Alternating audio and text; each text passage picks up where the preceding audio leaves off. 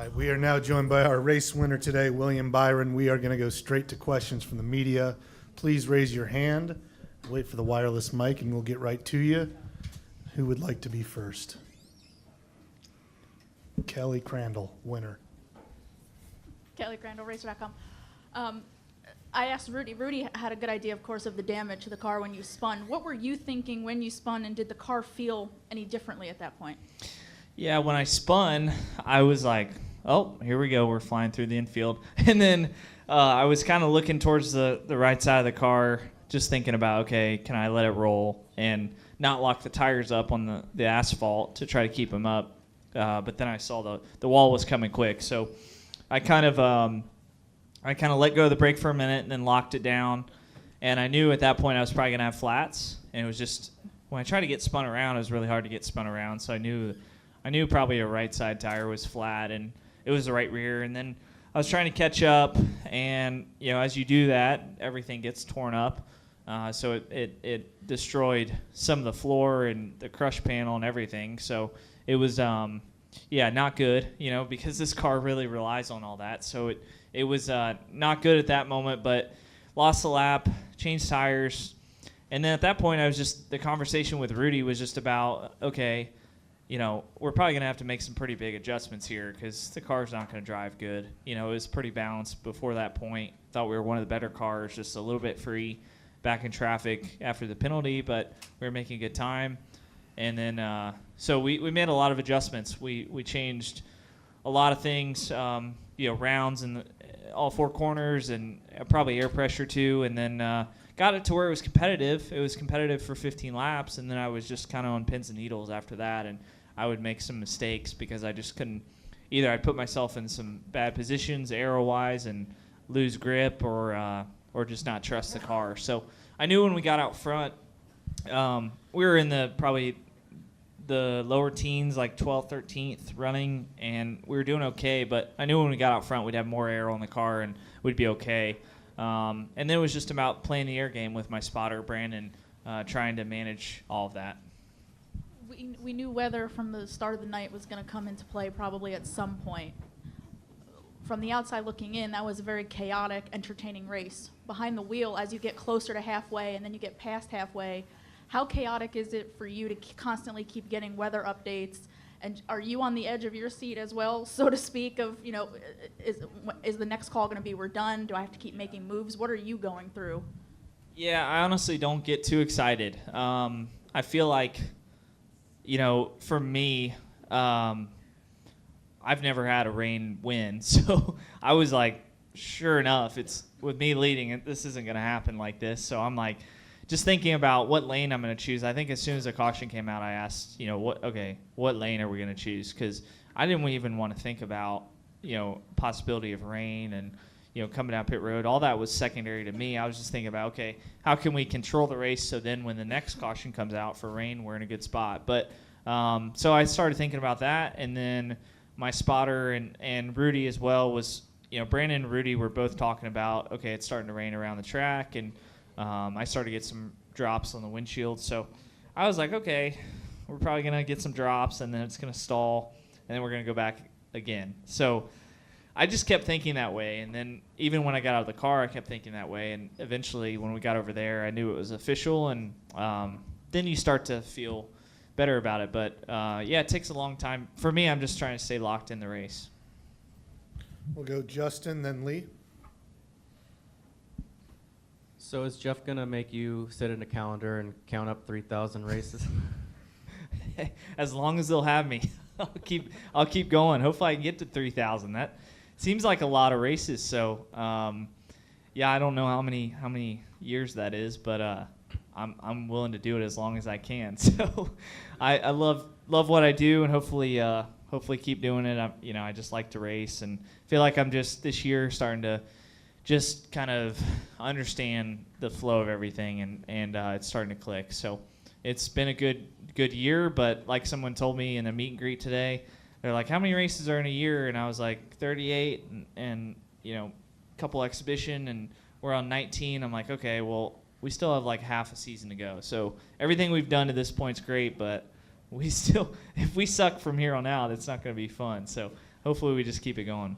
And then the last 3 races, we really only saw 2 wide racing. You know, attempts to get the third lane going and never could get it running. Tonight we saw that as the dominant lane to be in. Were you surprised by that? Did that catch you off guard at how well that third lane worked?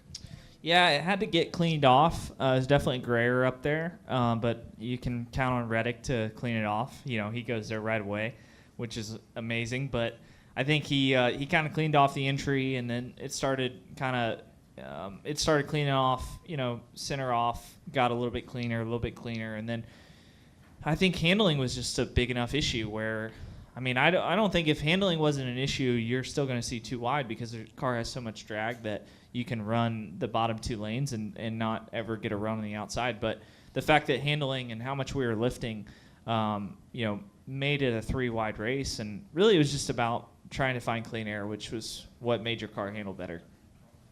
Lee Spencer, Catch Fence. I'm kind of surprised you're 6 years in and you're still trying to find your rhythm. I mean, it's not like you're a rookie anymore. Yeah, I just think I just haven't raced a lot in my career, so getting a later start, I think every race is a learning experience, and obviously I'm comfortable with a lot of things, but you know, if I go and race something else, I'm very comfortable, but these are the best guys, and it takes every little detail. So I think still inching up on those things, still getting better. There's a lot. I thought tonight there was a lot of things I could have done better, pit road speed, decisions. I think there's still a lot of things you can improve, but we're on the right track. And getting a win this late in the season, what kind of confidence does that give you going into New Hampshire, going into Pocono? I mean, New Hampshire, you're still looking for your first top 10. Yeah, New Hampshire's tough for us. It was great all the way until I got to the Cup Series, and I thought, man, I'm really good at this track. And then I got against all the Cup guys, and I'm like, no, I'm not very good here. So I got a truck win early, and I think that kind of helped make me overconfident that I was really good there. And I think just inching up on little details here and there. And I thought we had a really good sim session at Loudon last week. So I think we're confident going in there. I'm sure the 19 is going to be fast. I think there's going to be a few other guys that were good at Gateway, the 11. So I think it's going to be tough, but yeah, that's certainly one we circled on the calendar. We've done a lot of sim work for. So hopefully all that stuff pays off and we show up fast. A little bit, yeah. I think it's probably the closest thing we've had lately. I would say that maybe a little bit of Nashville, and then obviously Phoenix, but that was way back. So I think a lot's changed since Phoenix, but I feel good about our car. I thought, if the sim is close, I think we did a lot of good things. Next one's in the very back of the room.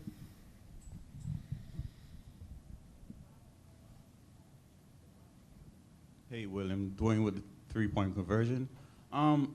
What was your thought process after the infield spin, condition of the car, the rain coming? How did you pull off a win, or how do you keep composure with all that? Yeah, I mean, first it starts with, just the basics, just getting to pit road, not tearing up the car. Even worse, I think I went a little bit fast at first to try to get caught up, and then tore up some stuff. So then I took it easy around the apron, and when I got to pit road, I realized they were taking a lot of stuff out of the right side of the car that had been torn up. So I thought, man, it's probably pretty hurt, if they're trying to, peel off parts of the car to clearance it. And it was, I think the car was damaged for sure. But we were able to change the balance enough to where it got manageable. And like I said, we were able to get the balance to where we could drive it, and we just weren't the most aggressive out there, but we could, make some moves. Congratulations on the win. Thank you. We'll come up here. Dominic Cottergone with the Racing Experts and ESPN Radio Albuquerque. So when you look back on this race, let's say a week from now, a month from now, down the road, what do you think you're going to remember the most about it? Just the perseverance, by the team. I think it's easy to give up, kind of pack it in, just be like, okay, we're a lap down, but we'll try to get the lucky dog, try to have a solid finish. But we kept working on the car. We got aggressive with the changes to try to make the car have a better balance, and then got aggressive with the strategy too. So I think I could tell in Rudy's tone, he never gave up, and he was constantly pumping me up, saying the cars, it's fine, just go drive the heck out of it and see what happens. And some of that motivation was great, and then I get in the corner and it would be loose, and I'm like, still not quite there, but it was okay. I think that we worked together really, really well. Over here, Matt Weaver. Matt Weaver, Sportsnaut. We had Jeff in here earlier, and he had talked about this kind of multi-year narrative about trying to get you to come out of your shell or just showing us something, whatever that something is. I'm curious, what has the process been like with Jeff and really all the marketing people at Hendrick, and what are they trying to pull out of you exactly? I don't know. I'm pretty reserved, so I'm introverted, and but I think just being more comfortable, in around the racetrack in my environment. So I think being with the team is what drives me. When I get up every day, it's about how can I get better as a race car driver, and so I try to focus on that goal. I'm sure a lot of guys have that same goal, but for me, it's what I think about. It's what drove me to get into this sport. So that's really what I follow, is just my desire to be a better driver. And I think they recognize that, my work ethic and the things that I want to do to get better. So just try to be comfortable with that. And I've surrounded myself with people that believe in that and want to nurture that and help support it. So I think Rudy and I have a good process during the week, and I think Jeff and I have a great relationship. So it's just about trying to win more races and then show, be excited and be happy that those moments happen. But for me, it's all about the process and the work. And then speaking of winning races, you're the defending winner of the Slinger Nationals, headed back there on Hell yeah. Monday and Tuesday. Speaking of personality and winning races, right?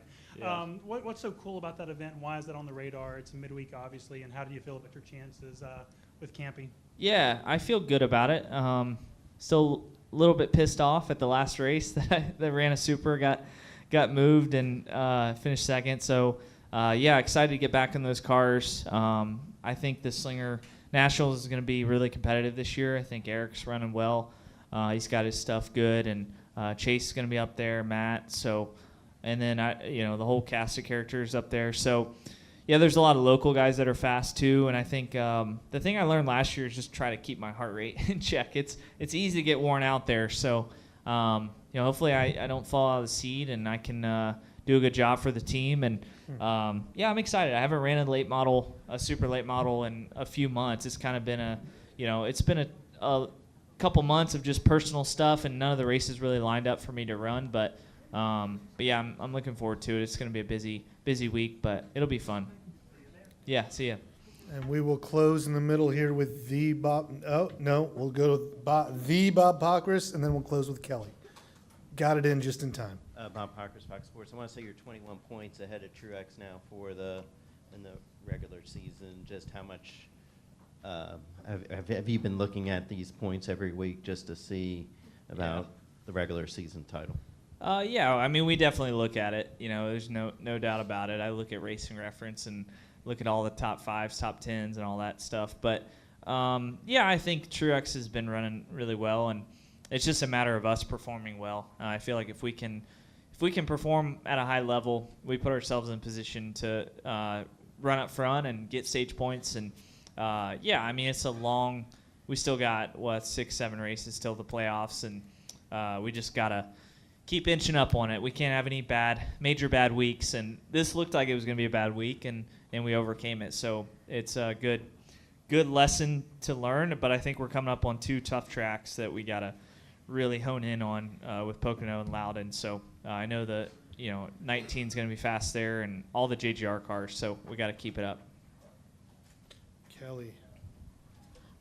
What is it about Rudy and his personality that is good for you, that works for you? Yeah, I think he's just no nonsense. I mean, it's just facts, and it's what can we do to go faster. So I don't have to worry about him. He just shoots me straight. He just talks about what we need to do better, and I feel like that works really well for me because I'm honestly similar. So I think we're similar in some ways, and then on a professional side, and then on a personal side, we keep up with each other. But we're not like hanging out getting beers, but we certainly have grown closer on that side. But I think in a professional sense, we just work really well. And then to end this on a fun note, we all know Ashley's mean, so how much grief did she give you about winning on her birthday? Yeah, we're going to get marks, so we'll see how that goes. All right. Thank you very much, Yeah, William. thank you. Congratulations.